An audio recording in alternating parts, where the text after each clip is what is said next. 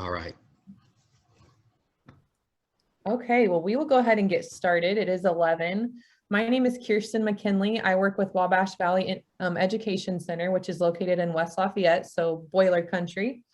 I work as an innovative specialist, so I do a lot of things with technology. This session is called Transformative School Leadership, Growing Teachers to Grow Kids. And I have the honor to introduce Dr. Danny Mendez, who has worked in education for over 20 years. And he currently serves as the principal of Seymour Middle School and has been honored with multiple Principals of the Year awards, which is really awesome. We are recording this session just to let you know.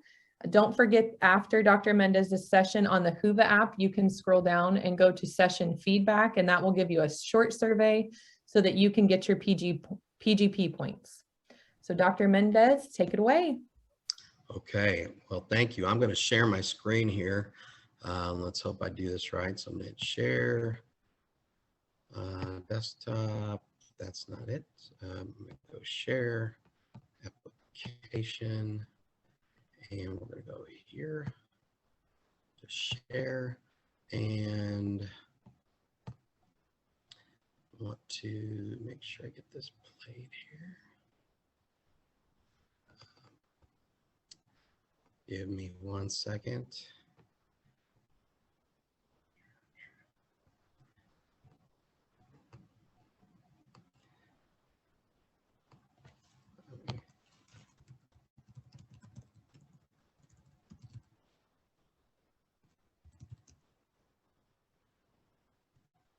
Okay, this should be it. And that's not it. Come on.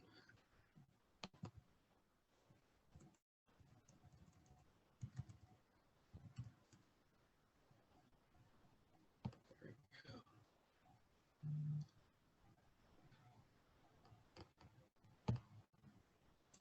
Come on.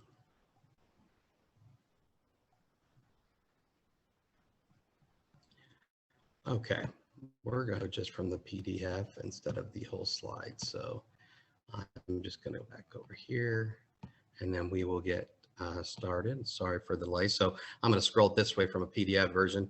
Can other people hear me? Can somebody say something? Because I'm sharing my screen. I can hear you, but I have a black screen, so I'm not sure if that's what everyone has. Okay. So. Same here. And Dr. Mendez, I do have your slides. So I'm more than, if we have trouble, I can always share my screen and go through those as you kind of cue me.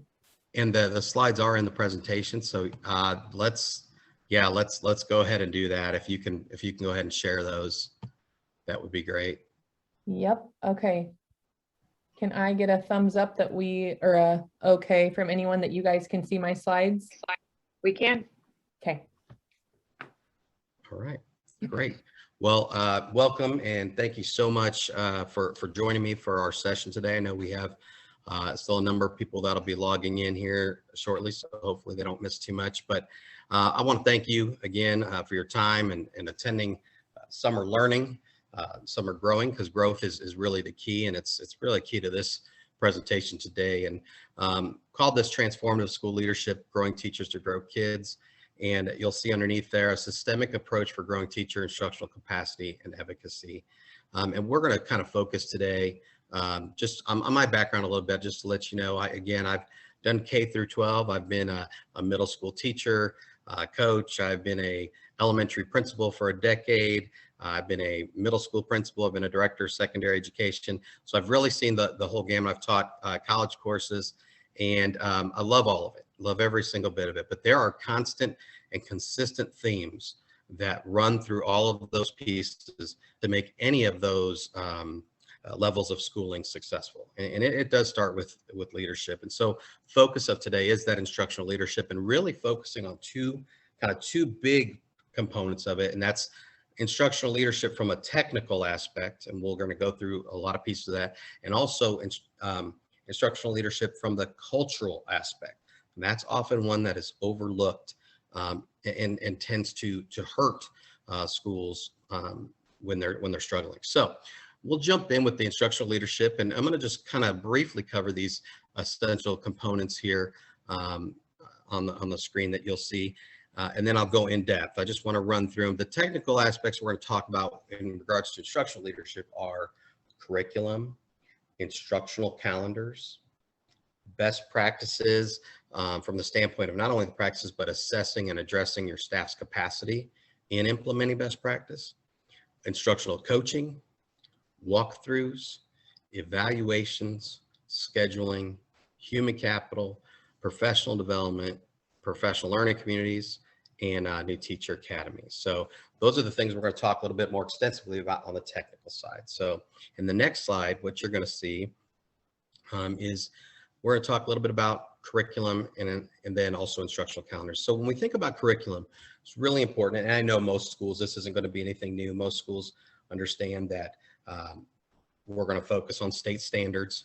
But we need to go further than that. We want to make sure that not only is our curriculum standards based, but that we understand what the high priority standards are, the real meat and most important pieces of the learning at that developmental level.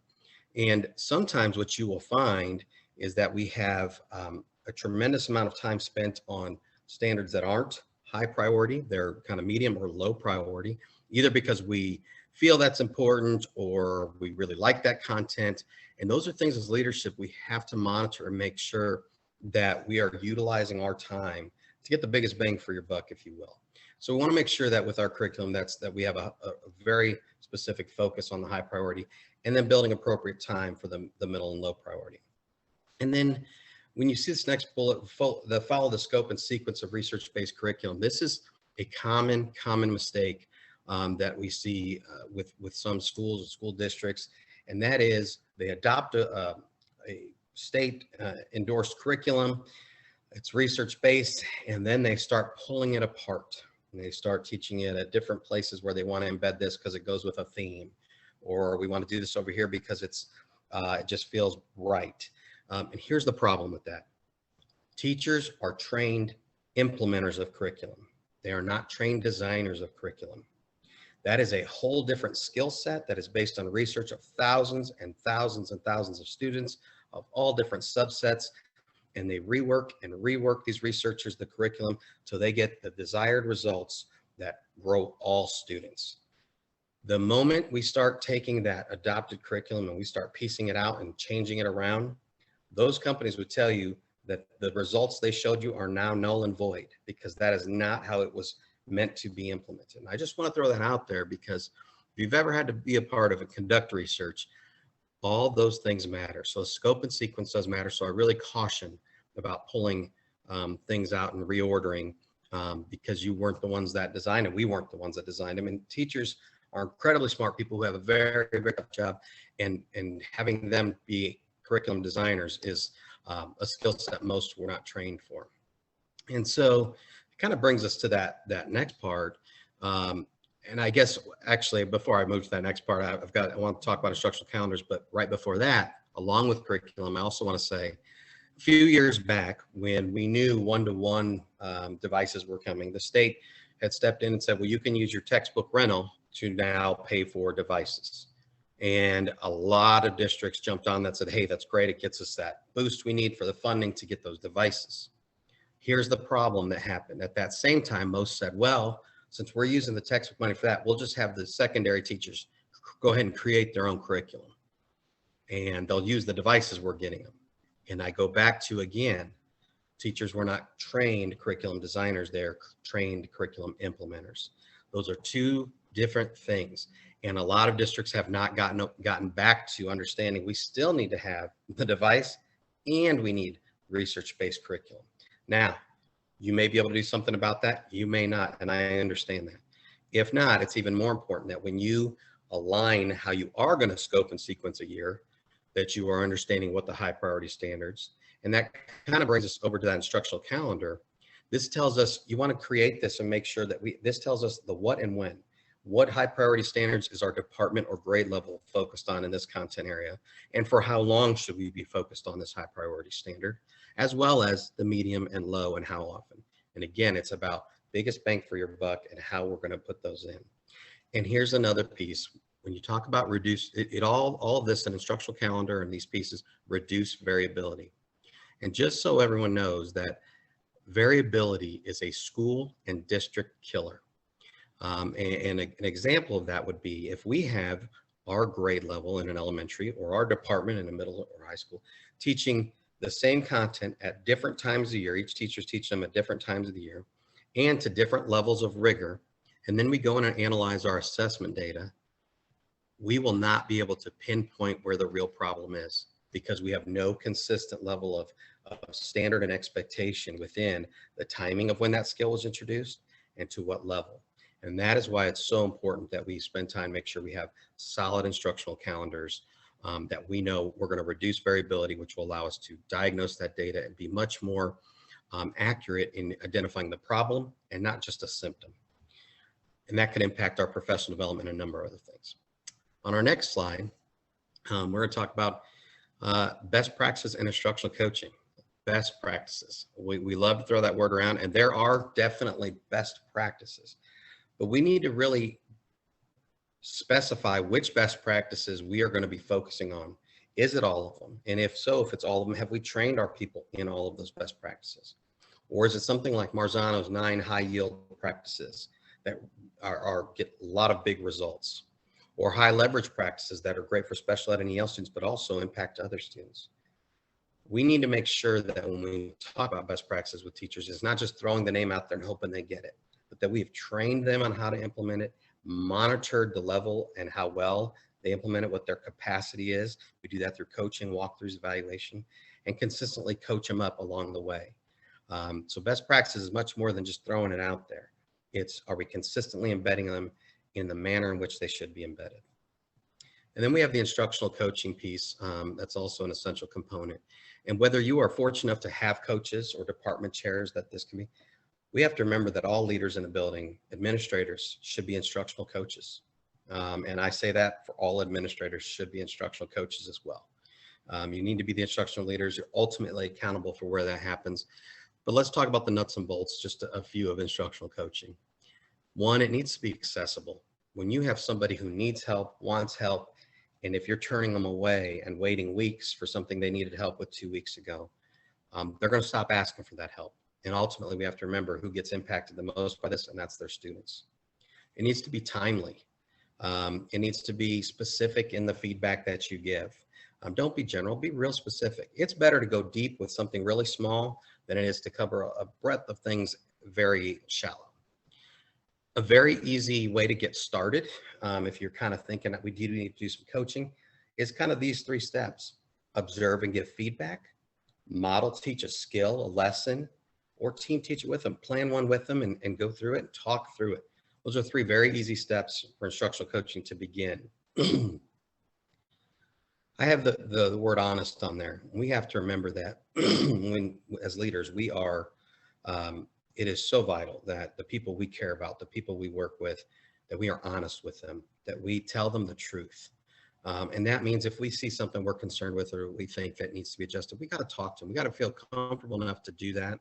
And again, for 2 reasons. One, for them, because we know our job, like the next bullet, growing teachers, is to grow teachers so that they can grow kids. But remember, if we sit there and say, oh, we'll just hope it gets better, or we'll hope it goes away, I don't want to have that tough conversation.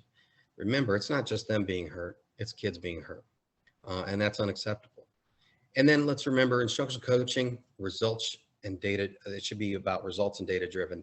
So with our assessment data, that can show us some coaching focuses we need to do. With walkthrough data, that can show us where we need to do that.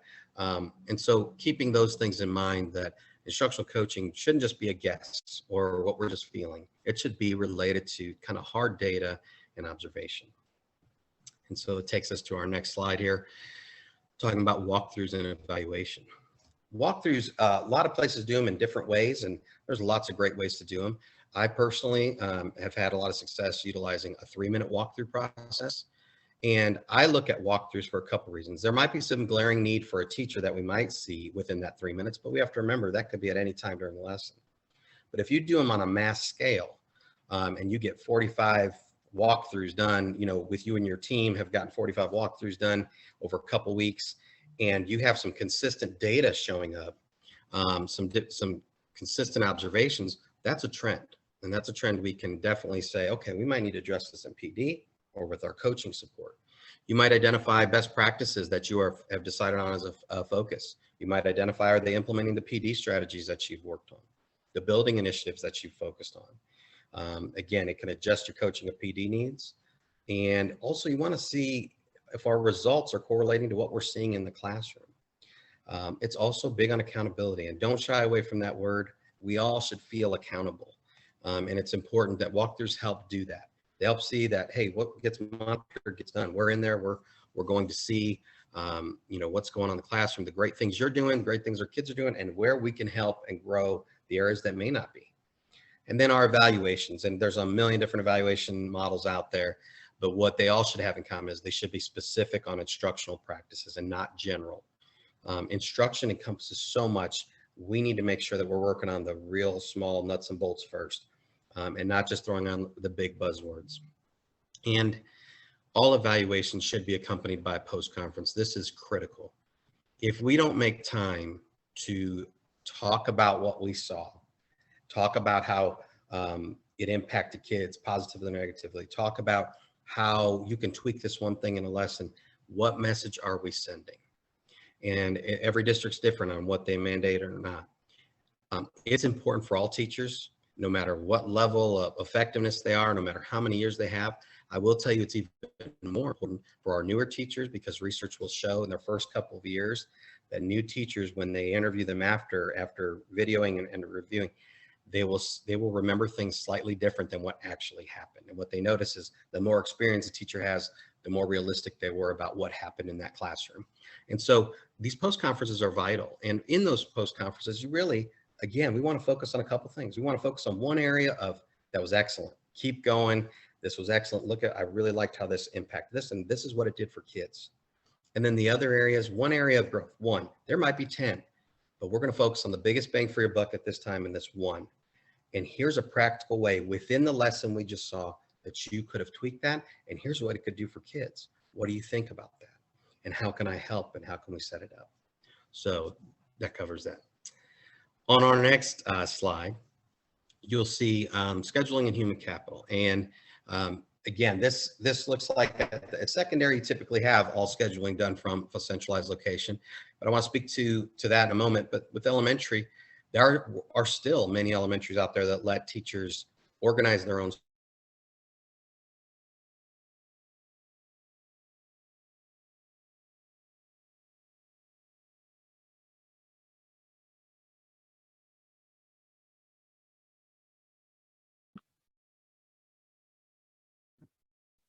Did you guys lose sound as well? Yes. Mix your building. It's kind of intermittent. Oh, Okay. Are you back? Where do I need to start? Okay. It was maybe right about the focus on excellence. New teachers remember things differently. It was just right after that. Yeah, I think Okay. it's right when we started this slide. Okay. Yeah. All right. Well, we'll start. I didn't say a whole lot, and I didn't do it well, so I'm going to do it again here. The scheduling on the essential components. Middle school and high school typically always have centralized scheduling, but I want to talk about with the elementaries. Businesses would tell you, if you brought a consultant in to watch this, how there are still a lot of elementaries out there that allow teachers to build their own schedules. I can tell you, as a decade as an elementary principal, that was something we changed right away. And the reason was, if we had 36 different schedules, an EL teacher and special ed teacher have to design services around 36 different schedules, does not maximize how we utilize our human capital. And so it's important that we, again, going back to reducing variability, that we have a consistent schedule so we can maximize our inclusion aids, maximize when we do services, and get a lot more bang for our buck out of what we have, the time we have, and the people we have. It also allows you to do things like building in an intervention time, flexible grouping, a number of those things.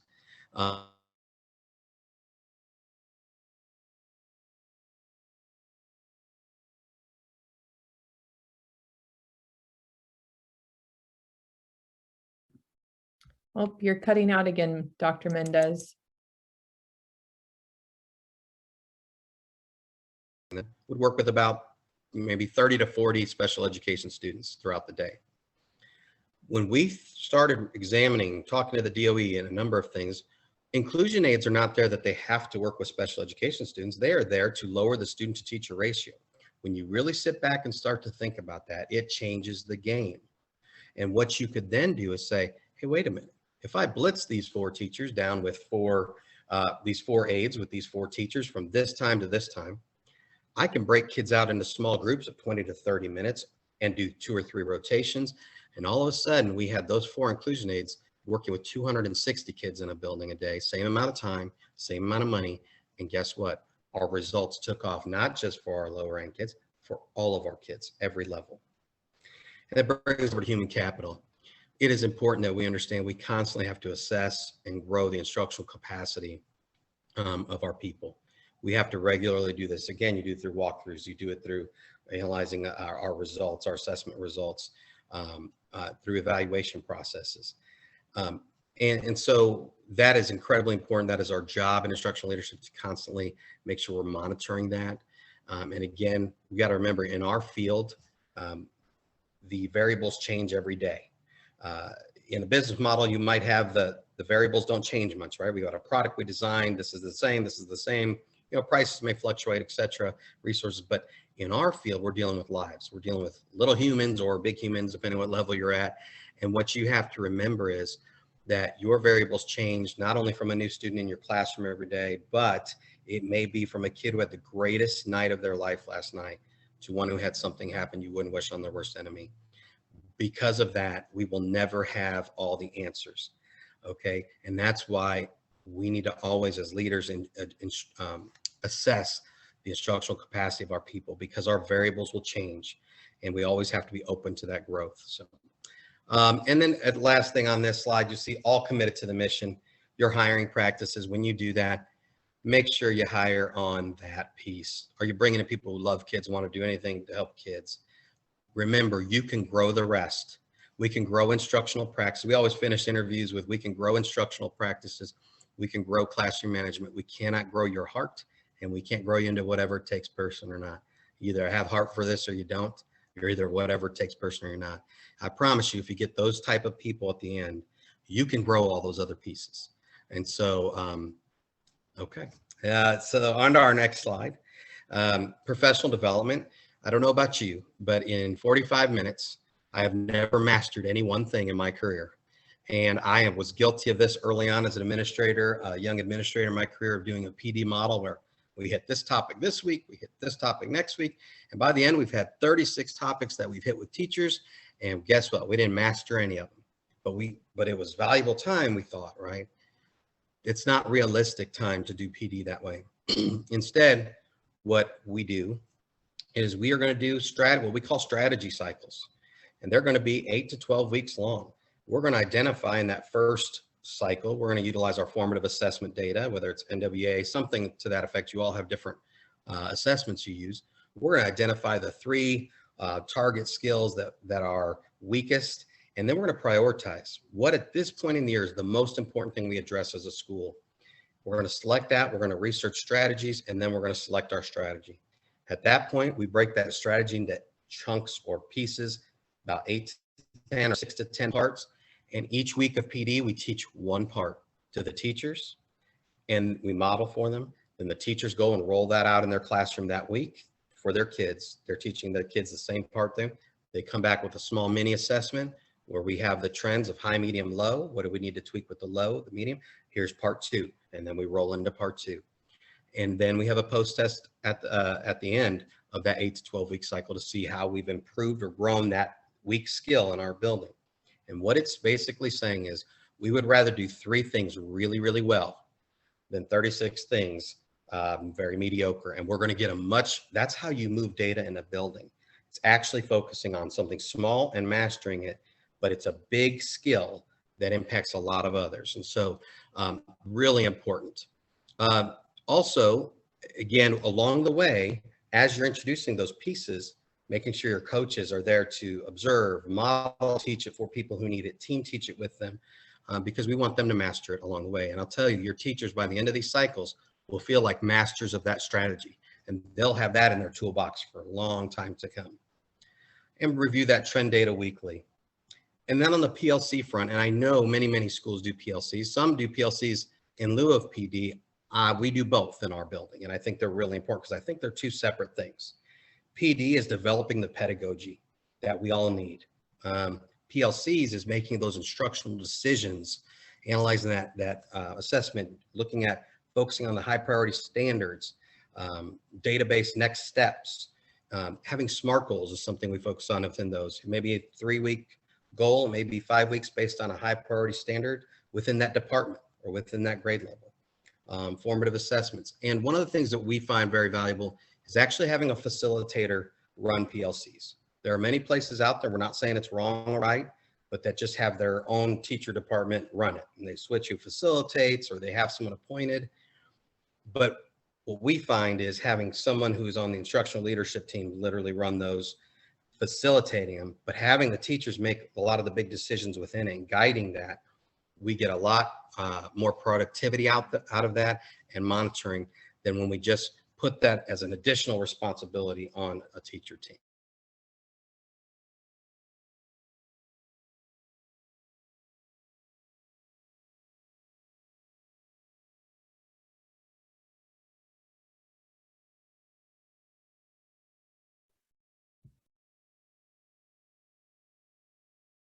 We lost you for a second, Dr. The Mendez. field within the first 5 years. Oh, everything okay? Can you start this slide over? We lost you right when you started this slide. Okay, awesome. Thank you. Okay. All right, we'll start this. For the essential components here, new teacher academy is really important. 50% of teachers leave the profession in the first 5 years. If you look at schools of poverty, that even goes up. And so one of the reasons for that is oftentimes schools or districts make the mistake of just, hey, sink or swim, here you go, here's your classroom, good luck to you, we're here if you need us. Remember, standards have gone up, the rigor of what we ask of kids has gone up, accountability has gone up, the needs of our kids in many places have gone up. That is not a successful model of how to induct teachers. Teachers induction is not only has a institutional knowledge cost, but it has a financial cost that impacts districts. So we use New Teacher Academy. And what that is, a very simple way to set that up is have it one day in the summer for your new teachers or a half day, if that's all you can do. And have a day where you've kind of designed the things that new teachers really need to have more time with. And then you have a meeting monthly, either after school, maybe an hour or two after school, that you've kind of designed each month. We're going to target a specific area, special ed or English learners or IEPs, and provide that needed support, maybe with some building experts or with your leadership team, but also keep that flexible. We've even put out a survey and said, on these topics, where do you feel you need more support, and build it that way. But keeping that long-range plan, that monthly long-range plan for your New Teacher Academy is important, because it'll allow you to kind of address the needs as you see fit, but it gives them that time to say, hey, it's just us in here. Tell us what you really need. Tell us what you're struggling with. Tell us what you're scared of.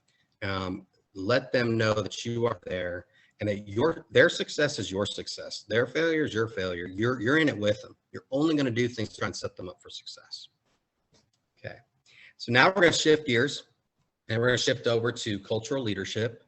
And again, I said in the beginning, there are those two types of, there's instructional from the technical aspect, and there's from the cultural leadership. And cultural leadership is often the one that is ignored the most, or people veer away from, because for leaders, it's hard. It gets at the heart of people's intent or at the heart of their missteps. And I will tell you, as a second-year principal, I saw a man named Dr. Anthony Muhammad present at the National Title I Conference. And he wrote a book it's called Based on School Culture, How to Overcome Staff Division.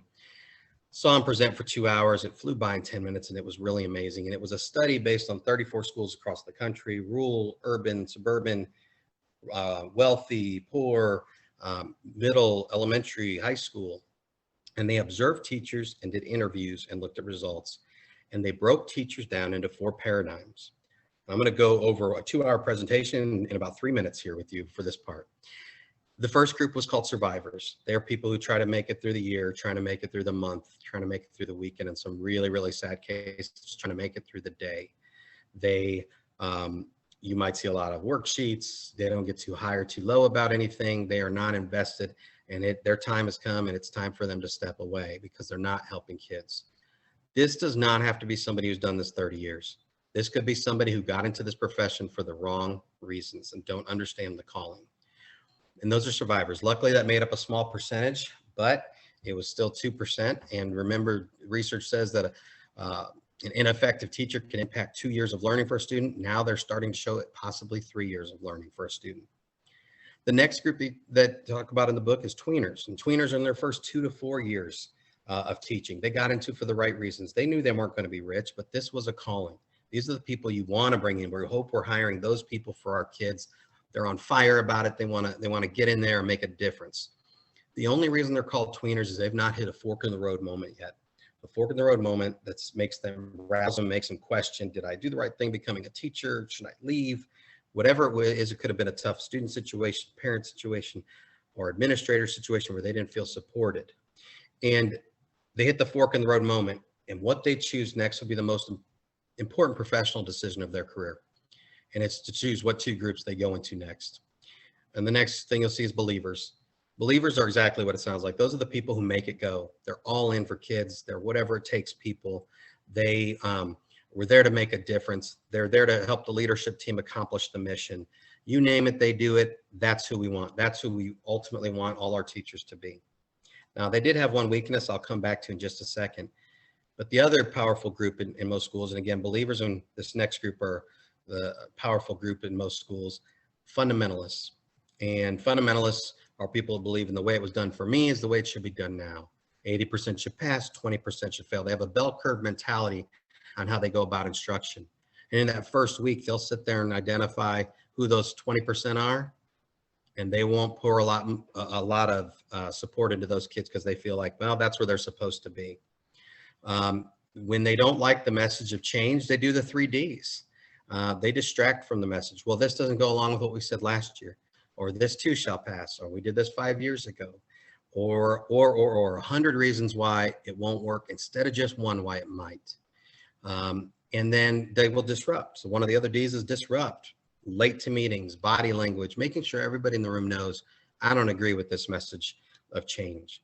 And the third D, and you see this in politics all the time, when you don't like the message of change, you defame the messenger, you discredit them, you go after the person. And instead of having a professional meeting with the leader, where you could talk about differences, they would go to the bar, the lobby, the lounge, the parking lot, and that's where they would do to try and discredit. They also found that fundamentalists are recruiters. They believe there's power in numbers. That's where they talk about negativity spreads like a cancer. That's a good example. And now I want to go back to believers and the one weakness that they found in the study with believers. And they said they lacked a backbone. And what they meant by that is they said these people would do whatever it took for kids, for leadership, for the community, for the school. But the one thing consistently they would not do is take on that negative fundamentalist across the hall from me. I would rather shut my door and let administrators take care of that. But we have to remember, in a school, we're one team. We're all responsible for those kids. And if we see somebody negatively impacting that, we've got to be better to step up as a teacher even and say, how can I help you? That's not who we are. So we heard this presentation. I loved it. My team that went to this conference, we were on fire about it. We said, man, this is great for everybody to hear. And the only way to really bring it all back, unfortunately, wasn't a great way to do PD, but we had a meeting, a 2-hour meeting, back for those of you old enough to remember the PL2 21 days where you had a half day of school. And I presented it, and using Dr. Muhammad's statistics and put it on a slide. And the fundamentalist slide, just to give you an example, had 11 slides with 20 bullets each. That's how many details were in there about fundamentalists. And when you heard this presentation, you would know which one of those you were as a teacher. And it was funny because nobody wanted to look at each other. Nobody wanted to lock eyes because they're afraid. I don't want them to think I'm a fundamentalist. And, so everybody's kind of avoiding it. And at the end of that, I said, guys, this was just great information. It's a really reminder of who we're here for and those things. But I want to ask you I just want you to reflect on this. And I want to ask 2 questions of you. 1, if you're not a believer, what's it going to take for you to become one? And 2, if you are a believer, what's it going to take for you to transform others? Because it can't be one voice. And then I said, and at the end, I've told you, we're a whatever it takes school. That's who we are. And if that doesn't fit, I know there are other places out there, but that's who we are because our kids deserve that. But I love the way Dr. Muhammad says it, and I'm going to tell you what he says. He says, sometimes you have to sit people down and say, we're all on this bus and we're going this way. You got 3 choices. 1, you go with us and we go on. 2, you move aside and you let us move on. 3, you stay where you're at. We're going to run over you with this bus and we're going to get where we need to go. And it was, and then I said, hey guys, have a great day. We'll see you tomorrow. It was quiet. Leadership team came up and said it was great. I will tell you, as uncomfortable, that was the most uncomfortable 2 hours of my life and everybody else's life in that room. But it was also the most important professional moment of my life. And for many of the people in there, I think would tell you that was a game changer. It said what needed to be said. It said who we're here for and who we all started out being. Most of us all started out being believers. We said we would never become that one teacher. But how often do we see that person, you know, when that happens, walk away? We can't ever allow entitlement to kind of edge its way into our building. We can't ever allow people to think that it's okay to put themselves before our kids. And so what happened after that meeting was great. Some people wanted individual meetings, talk about where they thought I was. And I said, I'm not going to tell you where you think you are, but something struck a chord in there. And I think it does for all of us. And we've got to think about it. And we're the only ones individually that can correct it.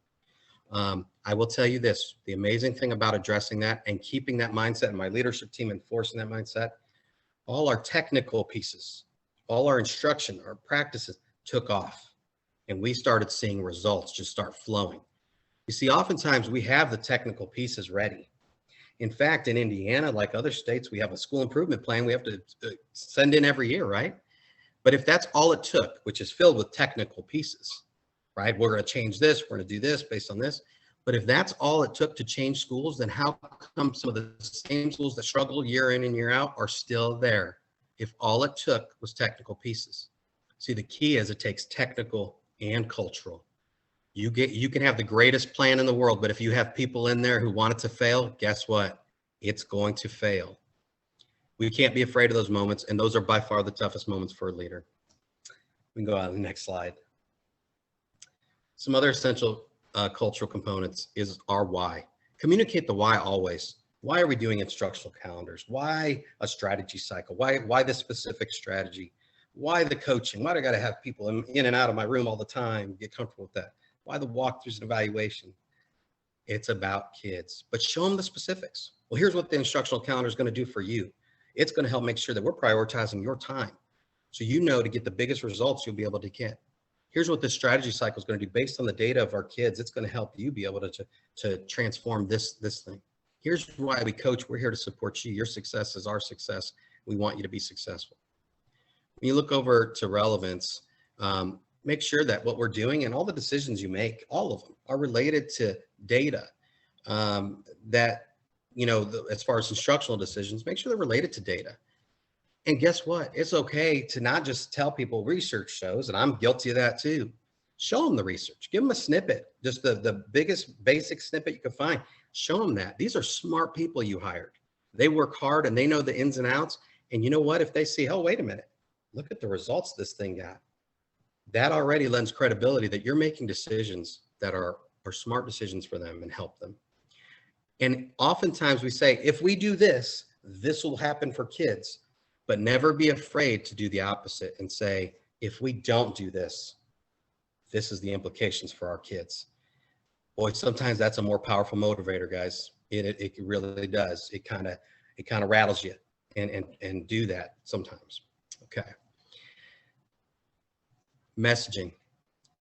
One, have the difficult conversations. Man, nobody likes to have those, but you have to remind yourself before you have a difficult conversation with teacher that it's not about me and it's not about them. This is about kids. And when you do it right, you can both leave that room saying, hey, I think now we're on a good footing. We're gonna turn this around for kids. And sometimes people are begging for you to do that. And that brings me to my next bullet point. Tell the truth. If you love your people, you tell them the truth. If you love your kids, you tell them the truth. Sometimes they just want somebody to be able to call it out and say it, and they can be relieved. Okay, I got it. You're right. They just needed to know that somebody out there saw it, and they probably have felt it. They just needed somebody to call them on it and help them fix it. Embed and brand your mission. For me, I always tell anybody who's interviewed with me, hey, you know, we have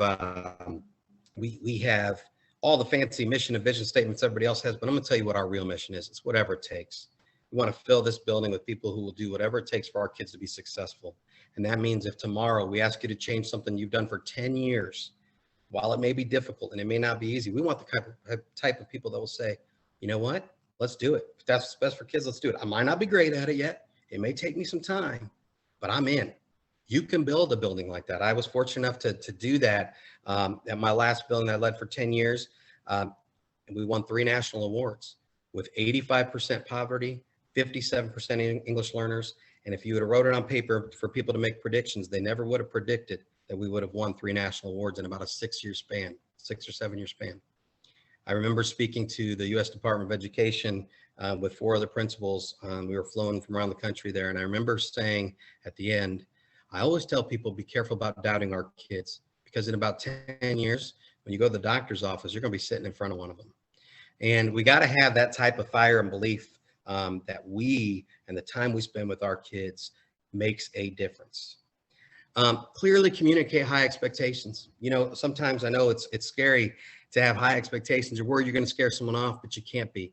You might scare the person off that needs to be not there. But high expectations are the ultimate compliment to those you lead. Remember that. It's the ultimate compliment to those you lead, because you're only bringing in people who can meet them. People want to be held to high expectations. And I'll tell you, they'll respect you for it. They don't have to always like you for it, but they'll respect you for it. Or you could set low expectations and they can like you for it, but they won't respect it. People want to know that they are held to high expectations and they are a special group that can do it. Modeling. Leaders, we must be all in all the time. They've got to know that it's not just words you're saying, that the choices you make, the way you carry yourself, the fire you have for it, that you're all in. They take their cue from you and they know what's lip service and what's not. Storytelling. Storytelling is a powerful factor. Leadership is influence. When you boil it down, it's influence. And telling stories about real students in your building or real community issues that are happening or real-time things is powerful influencer of people to move in the direction you need them to go. And then decision-making. Again, making sure that we're making decisions on what's important for kids in our school. Don't spend tons of time on things that aren't. People will look at that as fluff and is this really what we're here for? So be efficient with that. Next slide. And at the end with culture, I would just say these kind of 3 important factors, and I can go all day. I usually talk about culture for about 2 hours alone, but we have to remember this, and we want to send the message to our staff about this, our teachers, that we are all a work in progress. None of us are a finished product. Again, I go back to those variables we talked about earlier. Our variables change all the time. We have to be ready to change with them. The next thing I always talk about, and I talk about this in interviews, we want to bring people in who understand that students' circumstances do not dictate their outcomes. I will tell you, this is probably one of the biggest things that educators are guilty of, guys. We come in saying we want to make a difference. Then we see a consistent tough situation, certain demographics dealing with certain community issues. And then we start to say, well, that's the boat they're in. They're doing the best they got. No. Their circumstances don't dictate their outcomes. It is not making their destiny to suffer through poverty and suffer through drug use that's going on in their homes. That is not written. Their story's not written yet. Their time with you for 180 days, that 1 hour a day, if you have them in the secondary, or the 4 hours a day, you have to believe you play a huge role in how that student's going to turn out. And they've got to know that their circumstances don't dictate their outcomes. And the last thing I'll say, and it kind of goes along with that, we should love our students and we should have hope for our students, but we can't love them out of poverty and tough circumstances, and we can't hope them out of poverty and tough circumstances. We must teach them out of it. Guys, we need us to be both. We need us to love our kids, but we also need to perfect our craft. And as leaders, we need to make sure that we are putting systems in place to help grow our teachers, give them the tools and the skills necessary to do what they came there to do. And that's change lives for the better. But we just can't hope and love them. We've got to work on our craft to make it happen. We've got to give them the skills academically, social, and emotionally to get whatever life they want, to be able to do that. And I don't care where they're coming from. That goal at the end's got to be the same as far as where we want to give them and that they can get those things. So make sure as leaders that we're setting up systems for those pieces technically and culturally that do that. And again, to me, that's how you build a culture of whatever it takes for your kids. And I appreciate your time with this. If we have any questions, I'm happy to sit and talk through those. We have a little bit of time left, and so I'm open for any questions.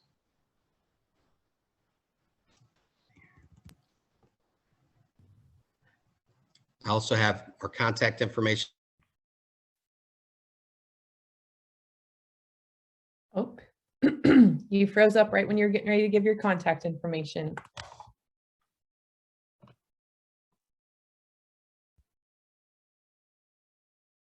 It was something I did while I was a principal. Oh no. You came back to us. Okay. It's something I've worked with many schools. I've worked with Indiana University's Effective Leaders Academy to help other struggling schools. And again, I appreciate your time. I appreciate that there are people out there who understand that instructional leadership is a big umbrella, but it's an important one. And research is clear on two things. Teachers most effective is the most vital impactor of student achievement. And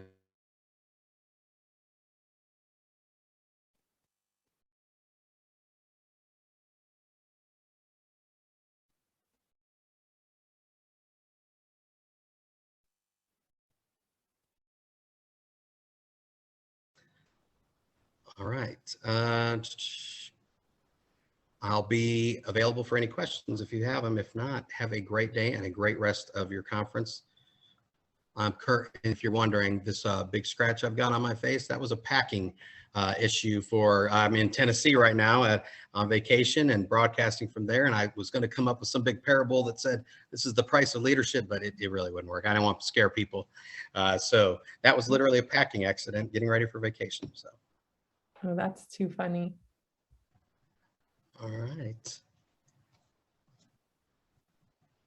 There were so many moments I just wanted to start clapping.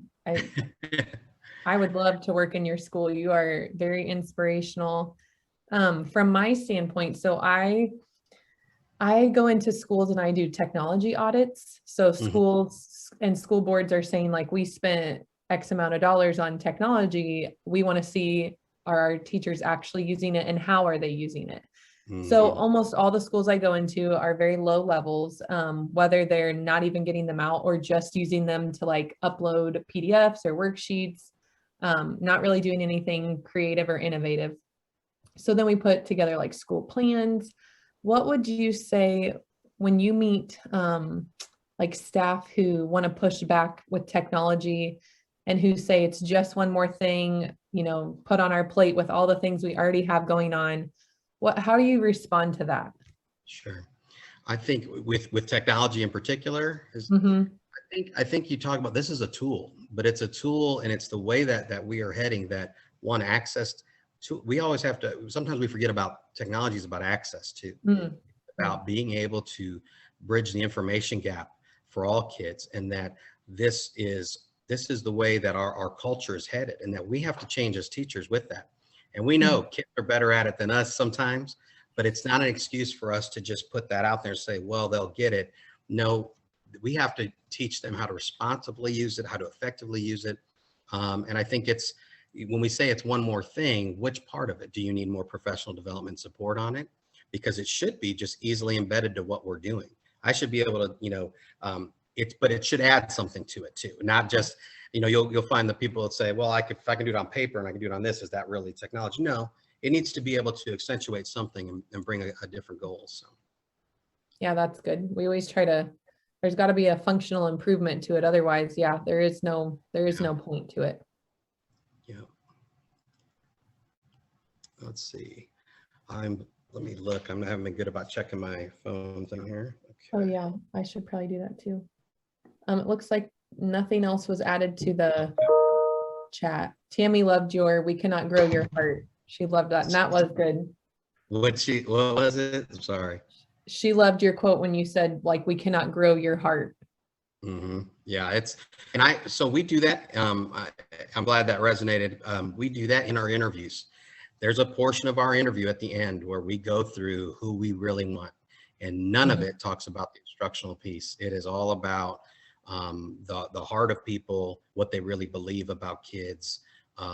Because we would rather, again, I can go with a blank slate on instructional practice. We can teach them that, but you can't teach the heart of somebody, the intent. So that's so true. Yeah. And what was your quote? You said an ineffective teacher can affect 2 to 3 years of learning. That's really powerful.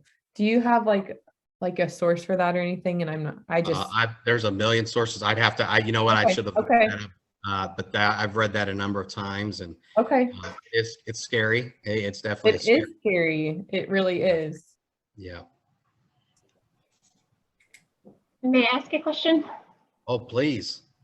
What high impact, what are a few strategies? We were looking at adding strategy-based cycles for our new mentor program, just as a way to pilot it.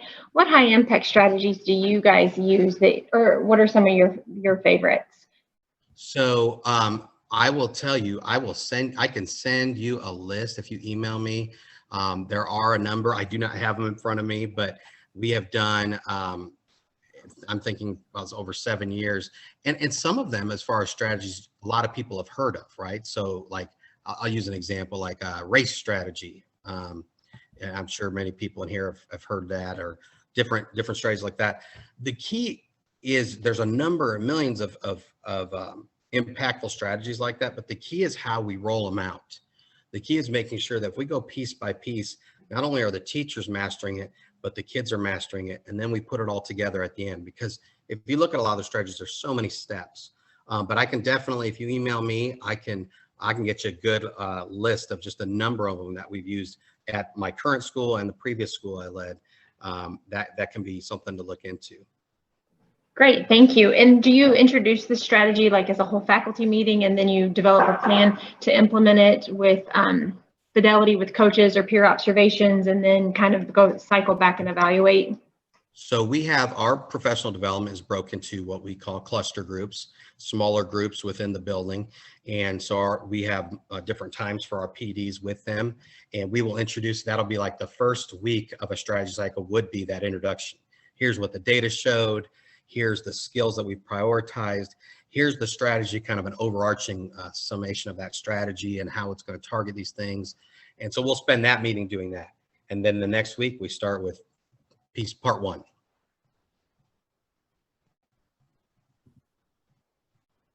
Thank you. I was writing that down. Sorry for the delay.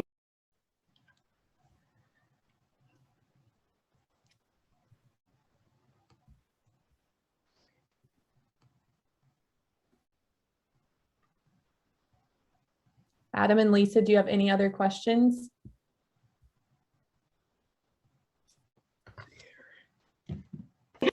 I don't think so. Thank you so much. This was great. I really appreciate it. And if you were up, would you ever be up to having our leadership team possibly visit your school system or visit your school and maybe get some ideas? We're just looking for partnerships. We're from the new Borden Henryville School Corporation, so we are brand new from the separation and dissolution of West Clark. Yes. And so we started that new district during COVID. So we're just looking for support and partnerships.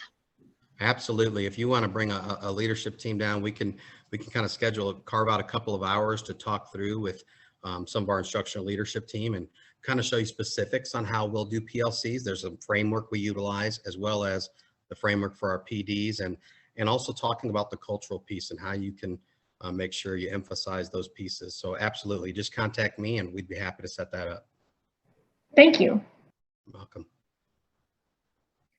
Well, thank you. This was so great. You got me fired up. I was like, man, I wish I was in the classroom again, just sharing some of this stuff. So thank you so much. I'll go ahead and end the recording, but thanks for giving us your time and sharing your knowledge with us. Hey, thank you very much. Appreciate your help. And will the recording be available right away? I think they said they want to give it like a couple day turnaround. So the recording, once it's stopped, they will upload it. And within a couple days, they said they want all of the recordings uploaded. So it should be soon. All right, great. Thank you. Have a good vacation. All right, thanks. Bye-bye. Yep, bye.